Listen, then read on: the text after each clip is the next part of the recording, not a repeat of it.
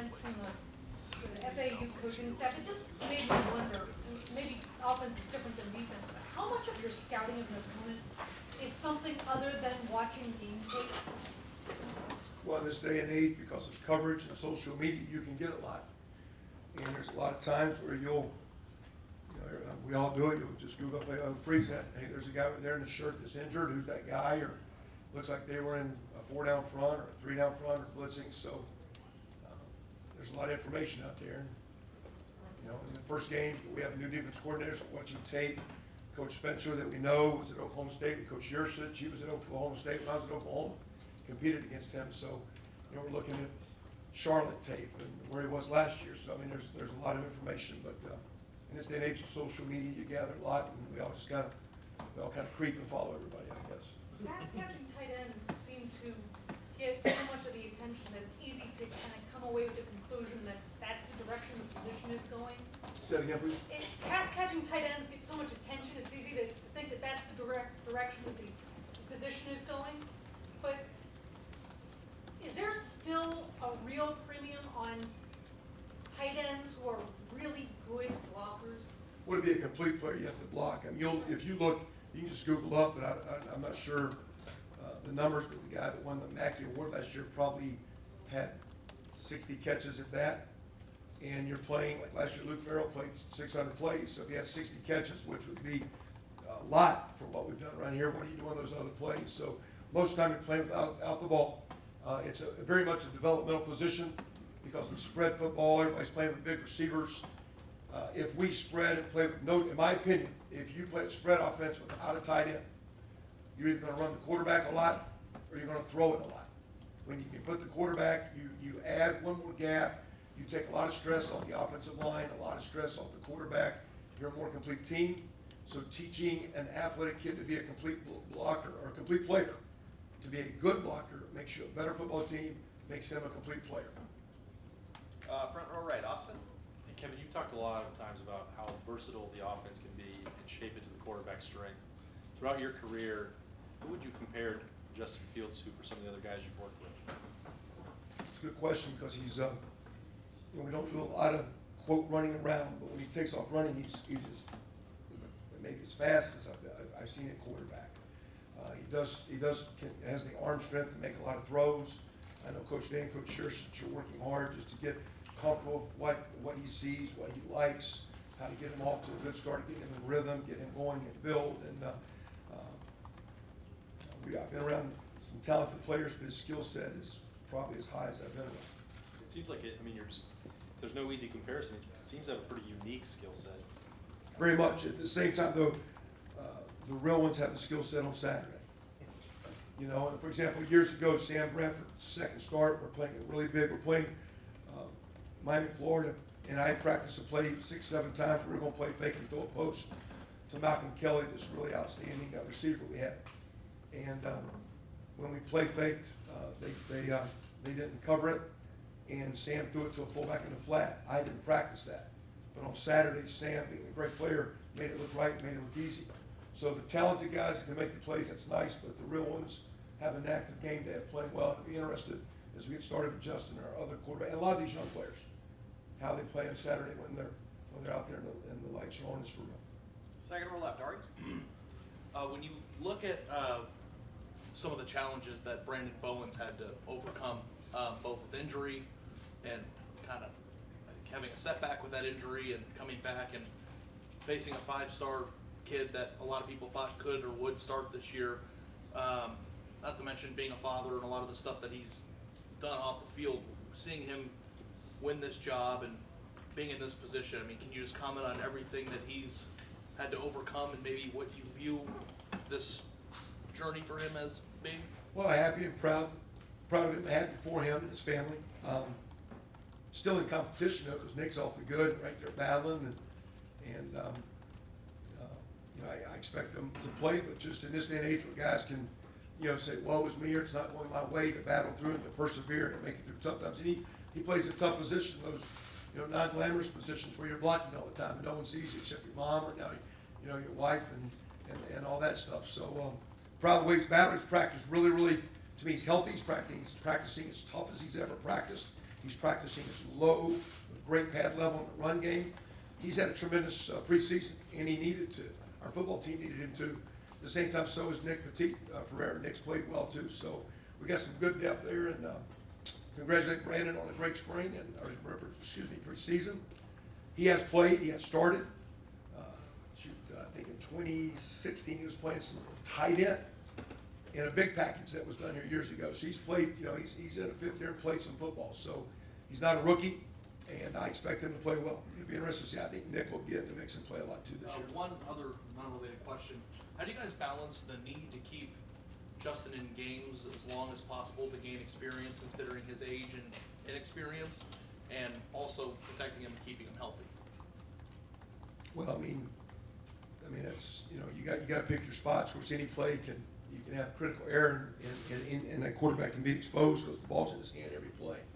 So it's going to do a great job, not the line, the backs, the tight ends, and protection, and being in the right place, receivers, and timing, and route running.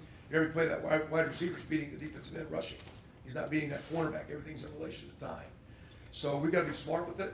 At the same time, things can break down, and Justin's got to do a great job protecting himself. So we'll do everything we can to minimize him being in harm's way, but we got to go out and score as many points and start it one drive at a time and make sure we can find victory in game one and build from that. So our plan as always has been, as you run the quarterback, he's still your quarterback, and you must protect him, and we'll do everything we can to do that. Third row left, Dan? Kevin, you talked about Nick playing, Brandon playing at right tackle. Ryan said you guys could play as many as 7 or 8 offensive linemen.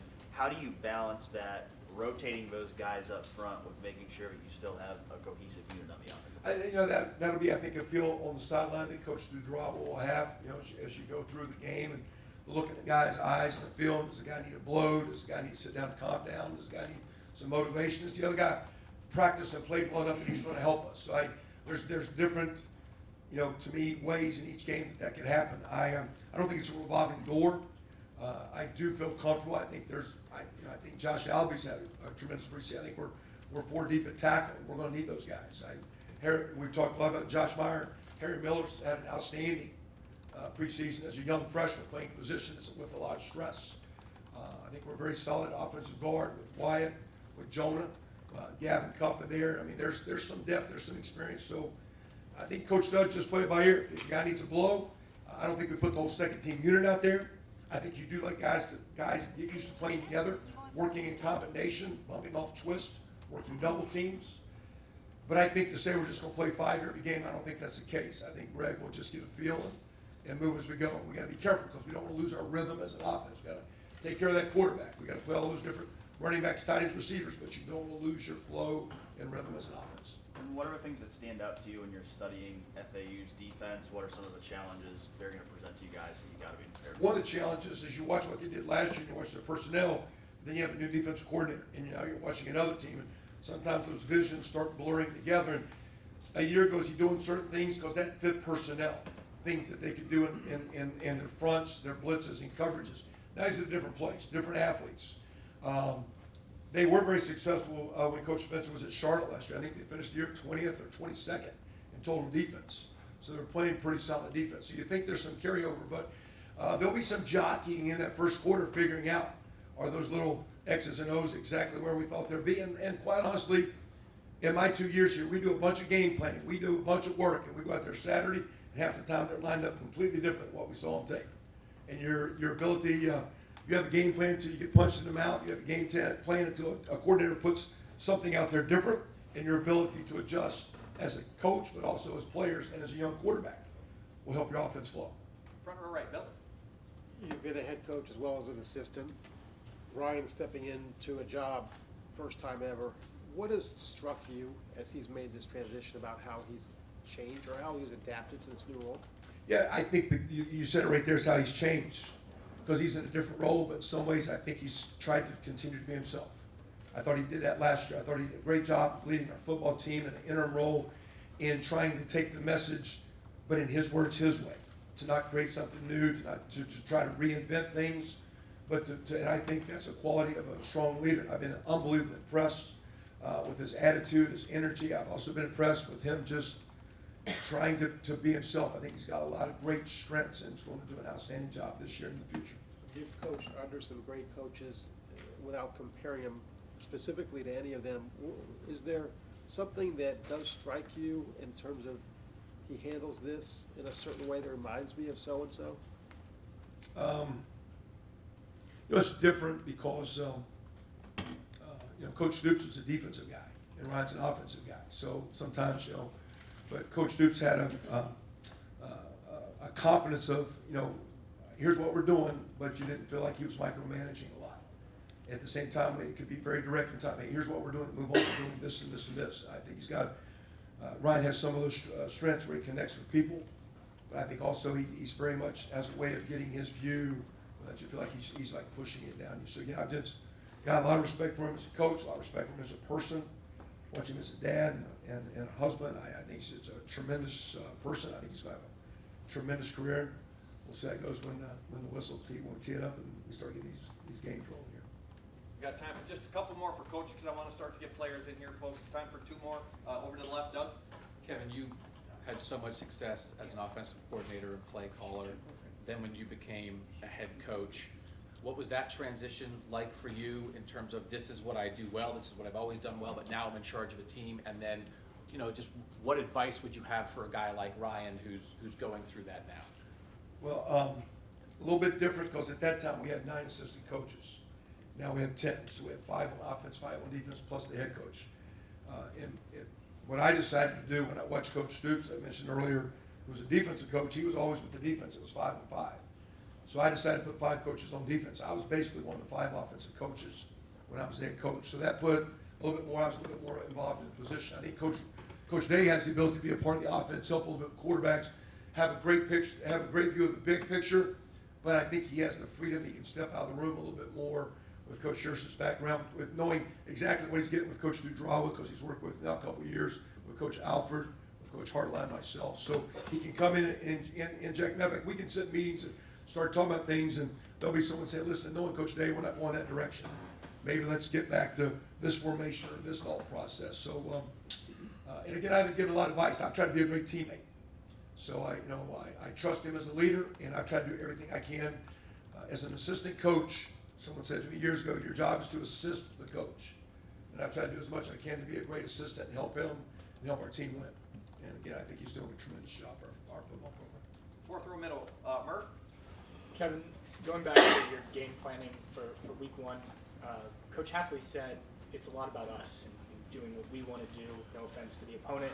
On the offensive side of the ball, how much is that the case? I know you said you've scouted a lot, but how much is it about doing what you guys want to do and running your plays and kind of figuring things out as you go? There isn't always, it's about you factor. As far as you coming ready to take care of the football, take care of the quarterback, be physical, have your balance, run and pass. At the same time, defenses are so multiple at what they're doing that you got to have the ability to adjust. So we have to recognize where they're at, where they're coming from, so that we get certain looks we're not ready for that we can't protect our quarterback. We can't get the running game on schedule. So we have certain goals that I think are very much us generated and how we need to play. But in this day and age, you have to adapt to the defensive structure that we're going to see, and there'll be a lot of jockeying and chess match, not only in this game, but these first couple games until you get some 3 or 4 games and get a rhythm of the coordinator, and each year it's a new year. So these first few weeks are a little stressful on game day for us offensive guys. And final questions. 3rd row right, Rob. Along the same lines, I was in here talking about that chess match, the cat and mouse game. As a play caller, do you guess much, and what does that feel like when you guess right? I mean, is there that kind of game going on? Yes. Well, based on knowledge and facts. I wouldn't stay here so late at night if we were guessing. Right, which is wrong, I don't know. I mean, I think sometimes you say guessing because you've got to play things will work at certain looks. I think the beauty of Coach Meyer, what he brought to me, is that you got to have a lot of answers. So when you call a play, it's sound against a lot of things, and that makes you when you're going through right now, we're looking at, okay, we're talking about their defense. What if they come down to 4 down front? What are we doing? What if all of a sudden it's boundary blitzes? What are they doing? What if all of a sudden they're playing max coverage and dropping everyone? So it forces you to analyze and take a lot of looks. So I guess there's a lot of guesswork, but as you get into the rhythm of the game, you get into things that you think you do well. It's about you and what you're doing, but you just get in the rhythm of the game. And you better have your players ready to adjust and adapt. We're talking today, what if the defensive linemen line in certain fronts? Are we able to do that? And early in these games, we can actually do too much and have and then our kids aren't playing hard. So there's a balance early here, getting our kids ready to play hard, to play physical, to take care of the ball about us, and then be ready to adapt to this defense, because they're going to be multiple what they're doing, and it's going to be a challenge. These guys will present a lot of problems, and we're looking forward to Saturday. It's going to be a lot of fun. Last thing, Justin Fields, is he gonna have a green light to audible, or is that Yeah, something? there's certain things, sometimes we're doing things where we look back over and it comes from the sideline. That's kind of common in college football now with the no huddle stuff. And then there's the ability where he's gonna see certain things, because what happens, 10 years ago, you would say, who, look over and tell the quarterback. Well, now, when we started talking to the quarterback, they started talking to the defense. Everything changed. So there is the deal that when your quarterback checks a play, the defense can't change. So that way, he will have the opportunity early to get us in a few things. It's not green light all over the place. But there's several plays where it's in his hands to make us right and to make us look good. Coach, Thanks, guys.